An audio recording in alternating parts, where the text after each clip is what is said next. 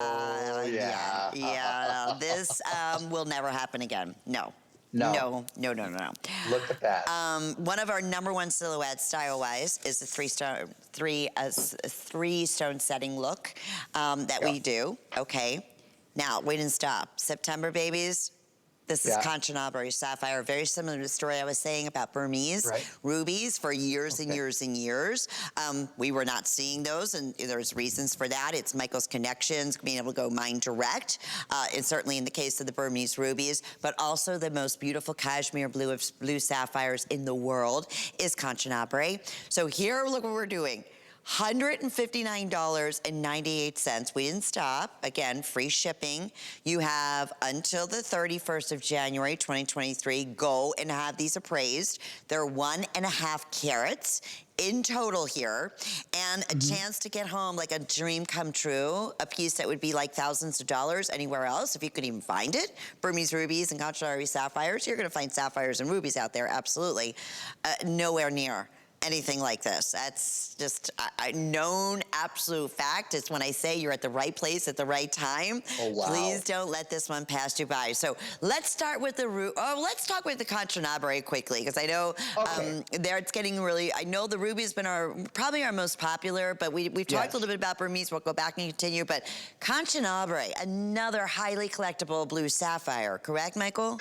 Oh, absolutely, and it's an incredible open pit mine, which is fantastic. And what it is that the reason that it has that royal blue color is that it has a lot of titanium. So you need titanium and iron together in the right formula to give you that true royal blue color. Most sapphire deposits have too much iron because the crust is made up of a lot of iron in the world. That's why we have so much steel.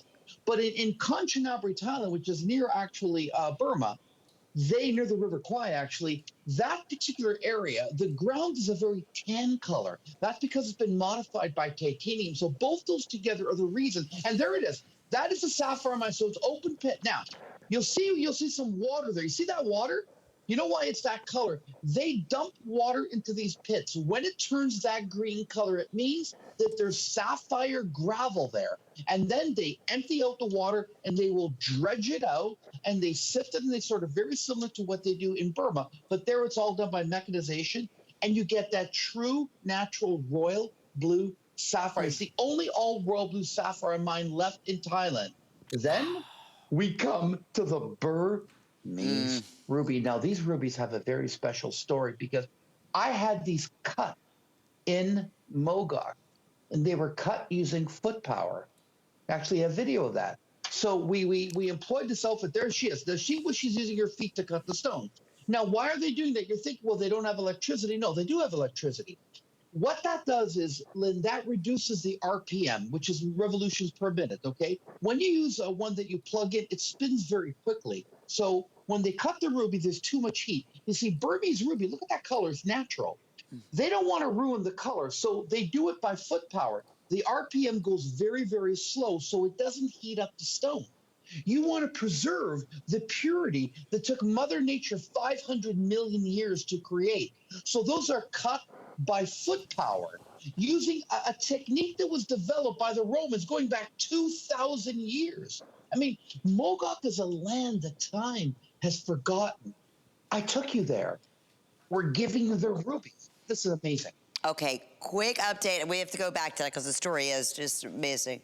Okay, the floral cluster ring that matches the pendant is sold out, and I think my pendant's getting very close to selling out too, so we'll update you that also in just a few moments. You know, I loved doing this the other day too, going back, Michael, like look at the stones, whether you're looking at Callie's, whether you're looking at the one I'm wearing on the ring, they're all so absolutely impeccable. And that has a lot to do with it all being done in-house, correct, Michael? Like all of that. Oh, totally. We are one of the last vertically integrated manufacturing companies in jewelry. We're still owned by the original family. It's run by the son now. So, you know, it's a family business. This building has been here since 1946. So we do everything in-house. Why do we like that? We get to control everything. So when I'm on television, I'm not surprised. I know how great this is. I was there. I bought those sapphires. I went to the mine. I was there. I bought those rubies. We had them cut there. We have them sifted here, sorted here, and I'm involved in that process. So I know confidently when we place, there I am in Burma. There I am. It was an incredible trip.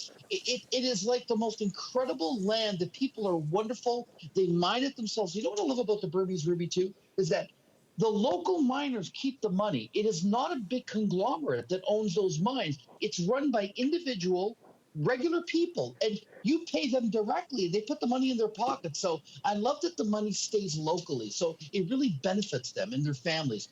Look at those sapphires. Look at the rubies, a carat 50. And then the price. I know. Are you kidding me? It's an amazing opportunity. $100 off a 1.5 carat. Wow. Your choice of Burmese ruby or Kanchanaburi sapphire, the creme de la creme. The creme de la creme of all those, you know, you look the best of the best of what you want to have in a sapphire. You know, I always, we mention this oftentimes when I'm with Michael. I'm like, you know, most of us have no idea if we're going in to buy, let's say, a birthstone for somebody who's born in July, which is the ruby.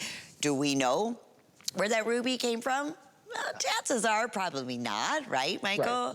Right. Same thing with the sapphire. If you are somebody buying, you know, birthstone for somebody who's born in September, do we know necessarily?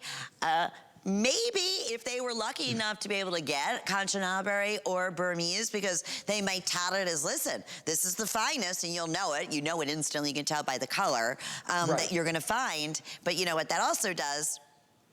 Escalates the price, right? Obviously. Absolutely it does. Absolutely. Because you're not getting anything cloudy. You're getting, I mean, look at the clarity of everything that you're seeing. Every stone in here matched to perfection and brilliance. And a lot. I mean, there's 1.5 carats. And it was mentioned before, all finished off beautifully, so comfortable on. If this is gonna be your right-hand signature ring, get ready. This is a hand grabber. I mean, it's just, you can see it clear across the room. The brilliance, the fire, the color. At this point, we still have 5 through 12, correct, Rock? Sapphire is getting a little bit more limited. I think we bring in more of the ruby.